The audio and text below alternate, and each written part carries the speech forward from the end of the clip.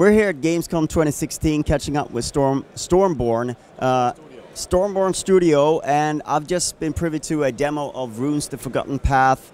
But if you will, it's better if you explain it. What kind of game is this? Runes, it's a fantasy action-adventure game completely designed for room-scale virtual reality.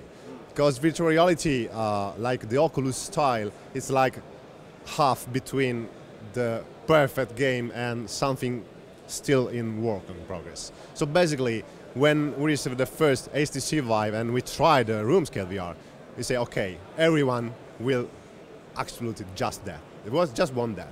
Normal virtual reality is something already old.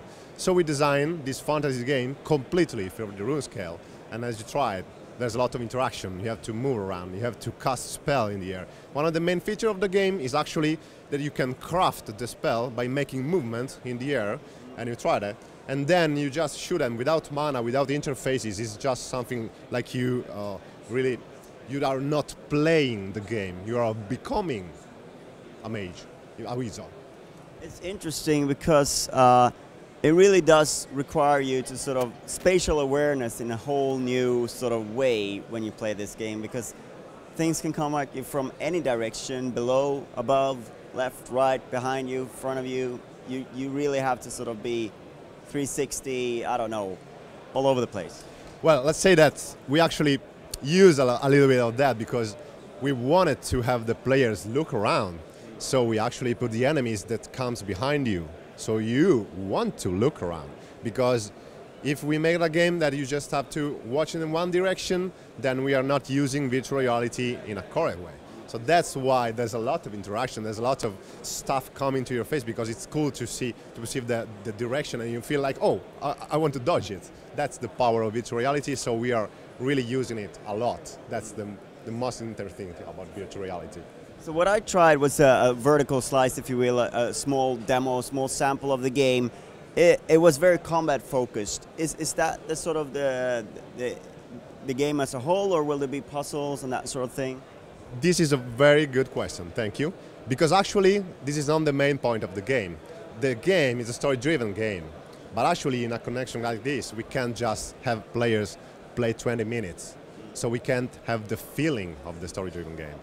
So this is just a really small slice of the game, because we wanted to show the main mechanics and we wanted to make players feel some emotion. So that's the leap of faith. But the game will be more complete. There will be a lot of things. There will be basically a story of the mage that is trapped inside his mind, and he have to come out of his mind. And we are making different chapters of the game because the story is so huge that we can't make it in one single game. So basically, yeah, it's a story-driven game with a lot of many puzzle interaction and sometimes also combat.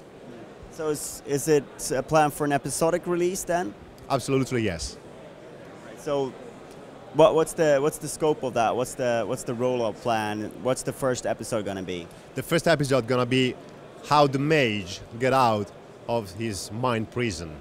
It's called Oblivion. Okay, so this mage have to find a way to somehow wake up. And it's just a long prelude to the real story of the game. That's going to be the second chapter, when the mage woke up, absolutely.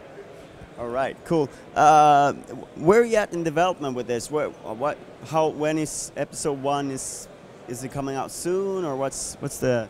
We are planning to have an early access to the end of the year, and of course, some plans going to change according about if we find some publishing deal, or we are planning to release a Kickstarter campaign. We are coming back from Gamescom. So according to what we will do, how we can be successful, we will be sooner or later on the market. In the worst case, we will have our game released by half of 2017. So obviously you demoed it on Vive, and that is sort of the room scale VR tech that's out there right now. What kind of VR tech are you looking at, and are you closing any doors towards consoles and things like that if they can achieve? Let's say that we are starting from the Vive, but we are releasing also for the Oculus, because soon Oculus will have the touch controller on the market, so we will be perfect for this game actually.